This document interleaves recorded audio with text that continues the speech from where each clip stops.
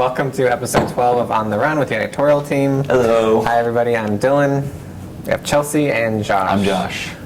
That's Josh. It is a nice rainy day here in Virginia Beach. It's pretty bad, isn't it? It's terrible. It would be okay if the rain wasn't coming down sideways. I know. I walked over to the student center and I held my umbrella like this. Yeah, it's just too windy. Yeah, it's really windy. But other than that, it's a nice day. Our newsroom is all remodeled, so this is our official home now. We're very comfy in here. Yeah, not much else going on. It's a second week of the session D now? Yeah. So getting there, making progress. Making progress. Closer and closer to summer. It's almost within reach. That close. Yeah. But still too far away. Too far away. Just a bunch of final papers. Yeah. Crunch time. Moving on. Why are you looking at me like that? Well, it's not crunch time yet. It's almost It's crunch pretty time. much crunch It's- time. I mean, it's Before you know it, we're all going to be like... it's time to start getting in crunch flipping time out. mode. Yeah. May as well start now so that we're not Okay. all completely crazy 2 weeks from now. Okay.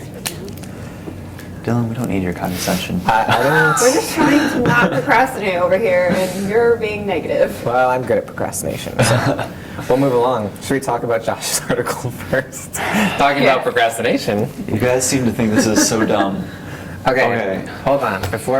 I don't think the entire thing is dumb because I'm very excited about The Incredibles 2. Just for the... So then. Disney has officially announced today that they're working on Cars 3 and The Incredibles 2. I'm excited about Incredibles 2. I won't lie. You see that? Okay, Incredibles 2 could be okay. It's clearly a money grab, as is Car 3, which is even more of a money grab considering the only reason they made Cars 2 was because the product sold really well. Yeah. The kids' toys and the t-shirts and all that. So, and you know, it showed. Cars 2 was awful. Okay, but It The was Incredibles terrible. was an actual story. Like, it was a true Pixar movie. Yeah. Whereas Cars was a little but Pixar's are... And Brad Bird, I have a lot of respect for him Yeah. as a director. And So I'm excited I'm excited for Incredibles 2. But Cars 3... I just feel like before we know it, we're going to get our Ratatouille 2, A Bug's Life 2. We already have Finding Nemo's 2. It's just like, where's the originality? Finding Nemo's 2, Finding Nemo 2, Finding Nemo's. We are not finding multiple Nemos. This just in. That's like Alien, and then the next one was Aliens. Yeah. Finding Nemo, though, was a crowd. Like, there were fans of the movie who, like, petitioned Disney for that, so... I just feel like in any situation like this, that's what I would do. You know, Yeah. you do really well on a product. What do? Oh, you come up with something similar that people will also like. Like the iPhone 5. Exactly. Why do we keep buying are we- iPhones? They're all the same. They have one little difference. We keep buying them. I feel like that's a totally different concept, but I'll let you have it. I'm not saying it's a good thing. I'm just saying, you know, that's just taking I just miss the advantage old days of market. Pixar, you know? Yeah. My only complaint with sequels is when a sequel is done just because the first one was popular. Like with the Monsters University, I like that, first of all, I like that they didn't call it Monsters 2. And second of all, it was an actual story. Like, the movie could stand on its own. That's my only requirement for sequels. They have It to has be able to stand on their own. Yeah, that's a good point. Yeah. It can't just be like a fan thing. Yeah, it can't just be... I'm trying to think of a good example. And I mean, you just know they're gonna come out with like, because it has to be a trilogy. Like, if they're gonna do a second one, they always do that. They're Yeah, like, nowadays we're doing you a second have to one, do a and it's third. just like a trilogy is like some weird requirement in Hollywood. Like, it just has to happen. So, Comes together neatly with three. I just happen to be a fan of, like, the same characters in the same world being developed. So... and I mean, Incredibles, they could do something cool with that. But Especially if... Now, I don't know when they're doing it, but I loved... it's gonna be a while. So Yeah, or even when in the storyline they're doing it. But I loved how they opened The Incredibles with the mockumentary, you know. Yeah, and it was that was fun. It was a lot of fun. Cars, I'm suspicious. That I think I agree is a money grab. I'm actually not gonna go see it. I've decided that. I won't go see Cars. as soon as I heard that, I'm like, I'm not seeing Cars 3. I won't even acknowledge I it. didn't even know there was a Cars 2. I knew there was a Planes movie that was like... And they're doing a So the Planes 2. Planes was done by Disney. Probably gonna do a Frozen 2. Whereas Yeah, those are Cars totally was done different. by Don't even Pixar. associate those Bad. with Pixar. Yeah. Planes was sort of. I didn't see it, but I heard it was terrible. Mm-hmm. So, all right, we'll move on to more serious matters. All of this is pretty serious. Serious to me. Serious to Josh. That is an ugly advertisement. Let's get rid of that. Okay, that's better. So, Chelsea, do you want to set this one up? Because I've read a little on it, but I think you. Yeah, do you want to go to the clip too? Yeah. So this is a case, I don't know how to say her name, Pelletier or something. Yeah, that looks Um, right. It's been going on for a year now, and basically what happened is the parents found out that their daughter had some kind of disorder, like a neurological disorder, and sent her to a hospital, I think in Connecticut. Boston Children's Hospital, Yeah. I believe. They crossed the state border, I know. Yeah. Okay. Well, we'll see it when the clip comes up. Anyhow, what happened there was they diagnosed her with this neurological disorder, were treating her for it, and then they decided to take her to a different hospital. I can't remember why. Yeah, they if must have there's a taken her particular to reason. Boston. Yeah, but for whatever reason, they took her to a different hospital just for one thing, like get a second opinion sort of thing or something like that. And this hospital diagnosed her with having a psychological disorder instead of a neurological, and accused the parents of child abuse, like medical child abuse, because she'd had some treatments for the Two. neurological disease. Yeah, It was like some 2 treatments. procedures Yeah. done, and then took custody of her and refused to let the parents take her home. So this has been going on for a year now, and I think pretty soon there's going to be some kind of ruling over Yeah. the issue. But I I mean, guess I'll like, just let this play. Yeah. who was right? Was it really a neurological thing or a psychological We thing? don't know that, but the fact of the matter is they took custody away from these parents without ever going to their, house to see if anything wrong was going Yeah. on there, Yeah. or like investigating with neighbors, like normal things you do during a custody case. They didn't do any of that. They just took control of the Yeah. situation and Even worse, like what you're saying, to me it sounds like a major part of why they took control or custody of the child was because they accused the family of medical abuse or Sure. mental abuse. But after two with a reputable hospital. Yeah. In their state where they were taking her. this and is the they- dad on screen that you can Yeah. see. They had told them that, this is what's wrong with her, so we're gonna do this. It's not like they just went out of their way to go and Yeah. give her weird procedures or something. It Yeah. was something that came up because she had a disorder.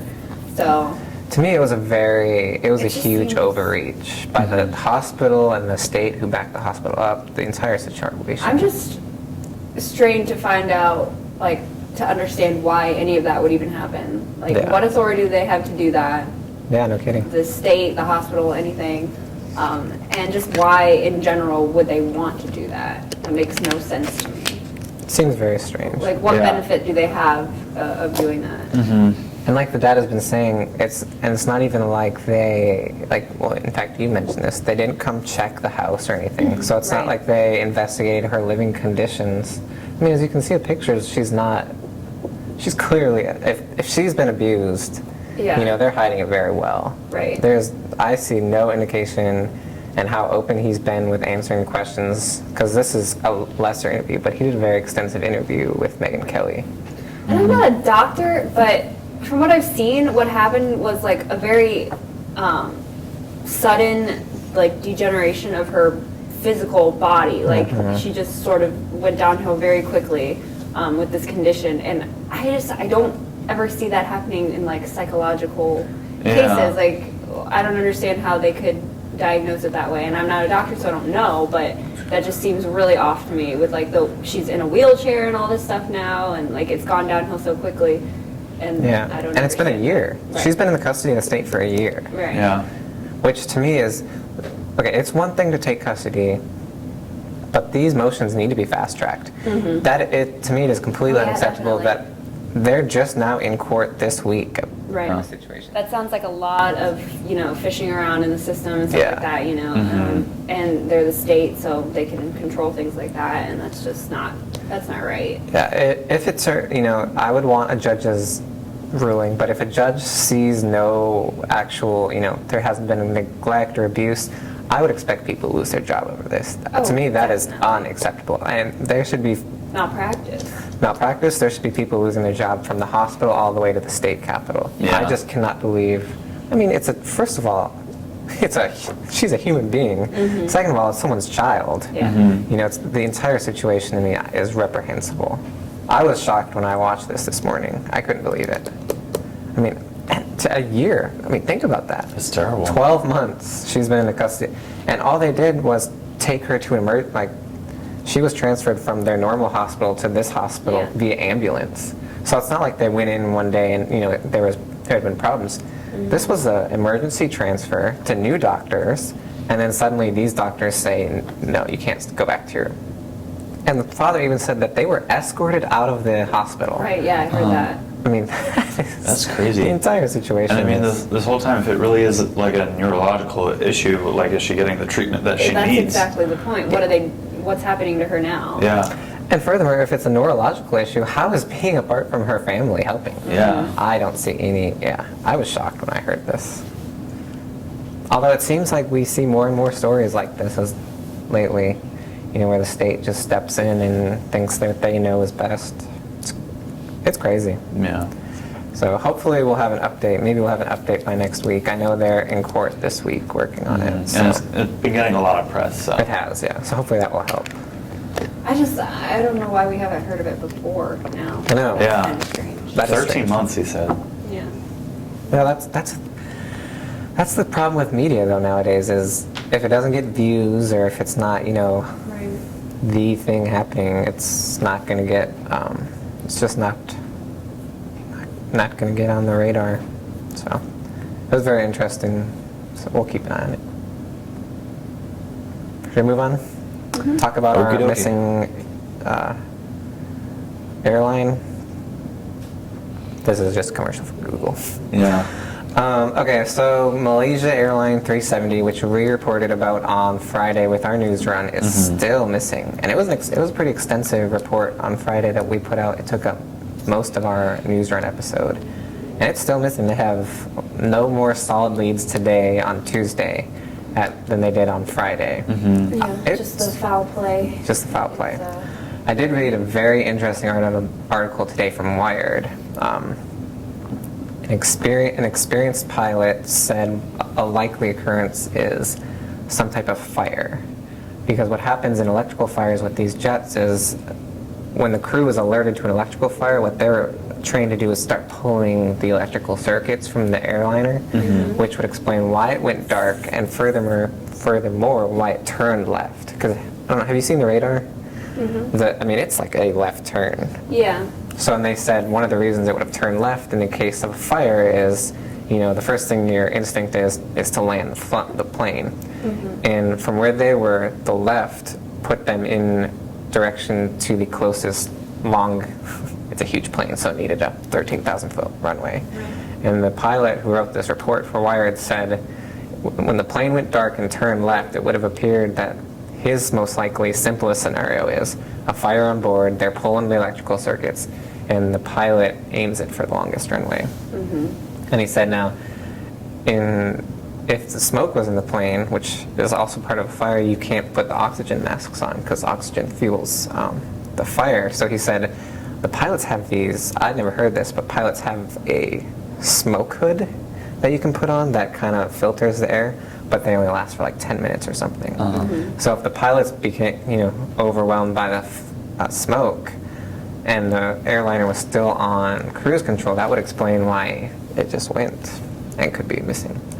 So to me, that's the most likely report. I liked how, I have trouble with all these, it was terrorism, they took the flight and they landed it on some remote island. Yeah. So that report made a lot of sense to me, and he laid out the entire timeline, which seemed to make a lot of sense to me. But Did you hear that the coordinates were like put in wrong?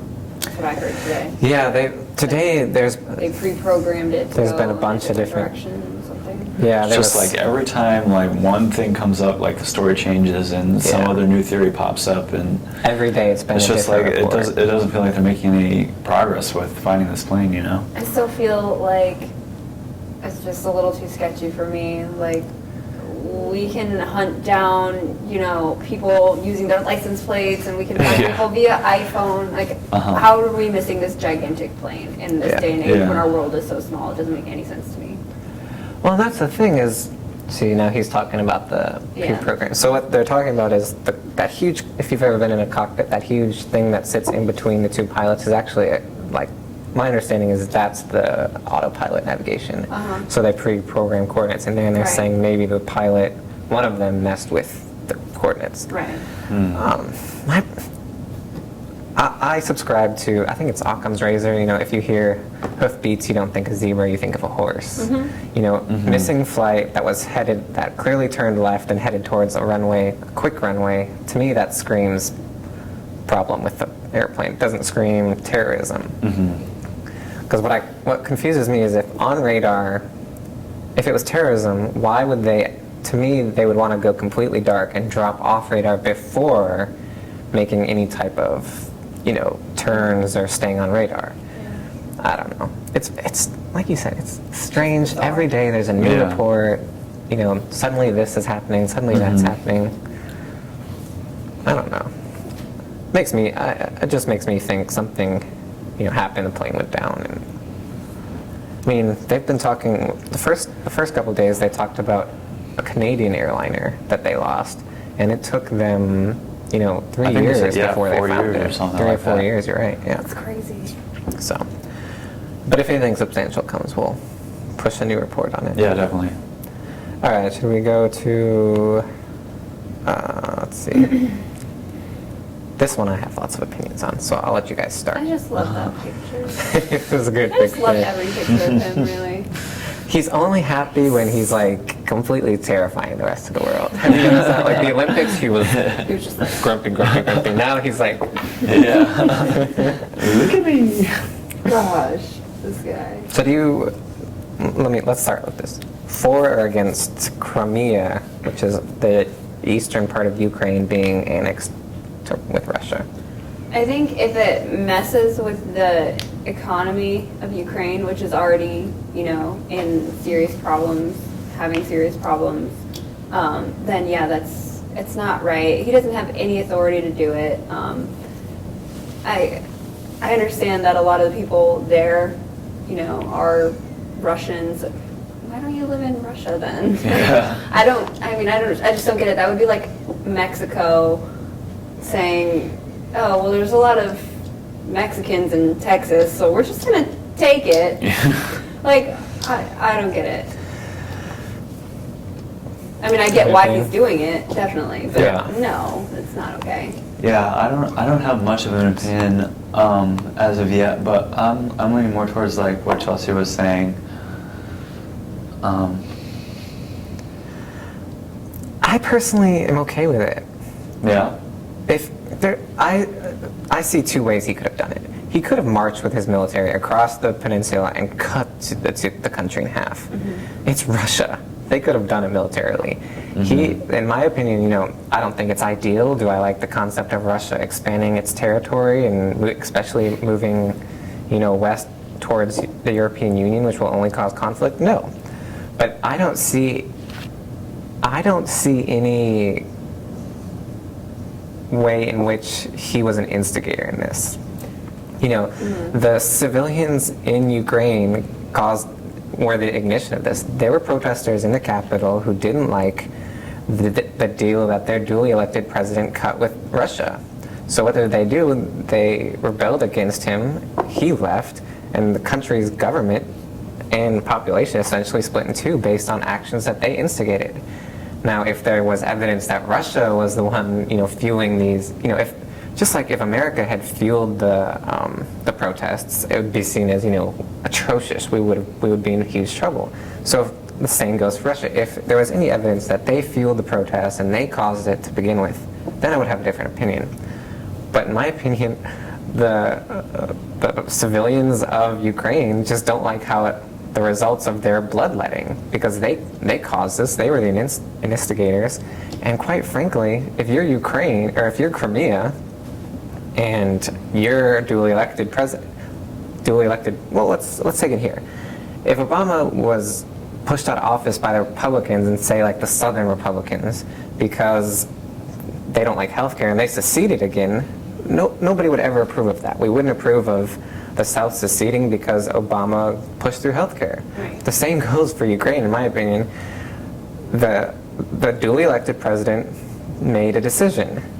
Half the country didn't like it and the other half did, so civilians... But wasn't that decision made after promises to, get in with the EU? But promises, especially campaign promises, how much can we actually hold candidates to that? Well, that's true, but at the And- same time, if that happened here, I think, well, I don't know, because we don't really have revolutions and stuff anymore, but, I we just still have- get up in arms when things... Yeah, we get up in arms, but we handle it diplomatically. We don't, Yeah. I don't see our civilian or our protesters, because there's protesters in front of the White House every day, and I don't see them turning over Secret Service cars and burning the... Molotov cocktails Yeah. everywhere. I think it was a result of an unfortunate, and especially this goes to our foreign policy right now. We supported the revolt in Egypt. We supported the revolt in, Ukraine. And in both situations, we haven't liked the results. We did not like the results in Egypt, where the Muslim Brotherhood essentially took over the country, and then the military had to go and basically shut down the government and lock up all these Muslim Brotherhood people. Oh, no, I don't think we should be involved at all whatsoever. It has nothing to do with us, frankly. And frankly, I'm not entirely convinced. So this is my next problem. Okay, so they claim that the split would have happened if the West hadn't supported one side and Right. Russia hadn't supported the other. But what would have happened? We don't know that this. I mean, because the United States came out vocally and said, we're going to support the Ukrainian government, where Russia didn't agree. We didn't go to Russia, who's much closer to the situation. So you brought into the equation Mexico.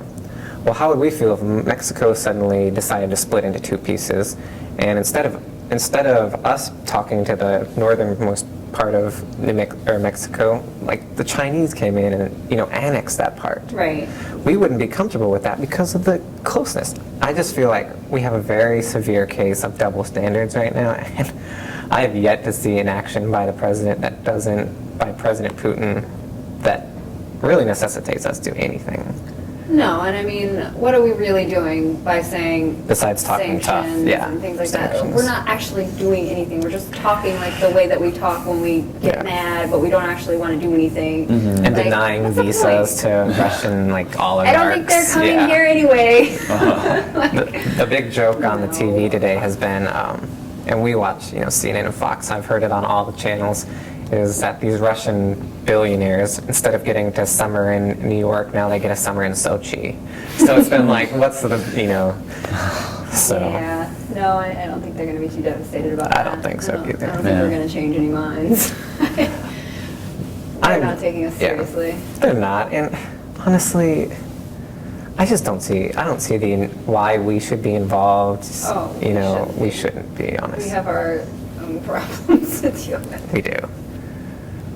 And like you said, there are a lot of Russian civilians who consider themselves Russian Right. in Crimea. Yeah. So now the worrisome part is now that he has Crimea, because the vote passed by like 95%. Oh, yeah. The worrying part is now, what does he do? Because there are assets on the border that didn't technically come with Crimea, that are on technically the Ukraine side. Now the worrisome part is how much does he honor at the border, and Right. that'll be interesting to see. It could definitely get messy. It's It not could. his territory, and I don't know. It Yeah. just sounds like something that's going to blow up in a bad way. Yeah. Although, this is something, and then today, because the resolution passed, so now it's part of, or now Russia has to act on it and say, we're going to annex you. To me, the United States and the European Union just sound like spoiled brats who their toy has been taken away. They're like, we're not going to recognize this. It's like mom sets a bedtime at 8, and the little kid sits in his room awake till 10 because we're not going to recognize it. We're not doing anything. Yeah.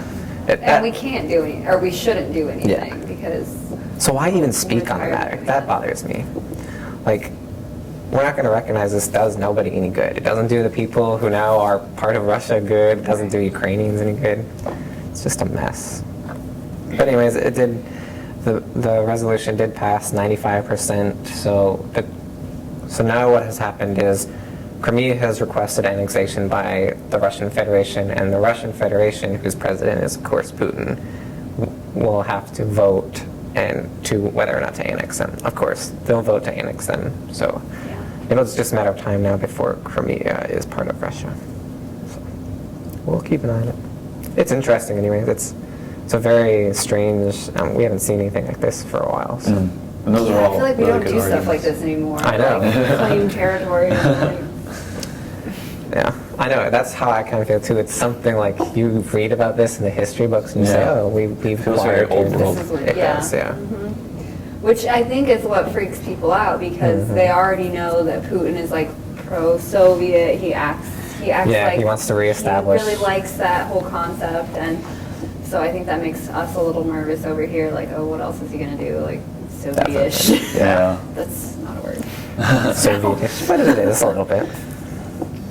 And I think you're right. I think that is the root cause of concern. But honestly, I think that's a rough way to conduct foreign policy.